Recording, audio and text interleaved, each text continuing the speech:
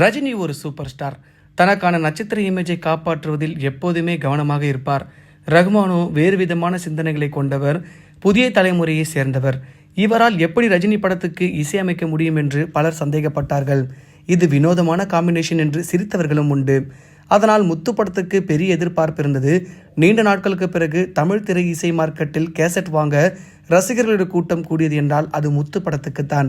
இசை வெளியானவுடன் முதலில் கேட்டவர்கள் வழக்கம் போல் உதட்டை பிதுக்கினார்கள். என்னங்க இது, ரஜினிக்கு போய் உதித் நாராயணன் பாடுறாரு, தாங்க முடியலங்க என்றெல்லாம் கமெண்ட்டுகள் வந்தன. எல்லாம் ஒரு சில நாட்கள் தான். தில்லானா தில்லானா, கொக்கு சைவ கொக்கு, ஒருவன் ஒருவன் முதலாளி, குழுவாளிலே, விடுகதையா போன்ற பாடல்கள் சூப்பர் ஹிட் ஆகின. குறிப்பாக தில்லானா தில்லானா எல்லா டாப் 10 சார்ட்டுகளிலும் முதலிடத்தை பெற்றது.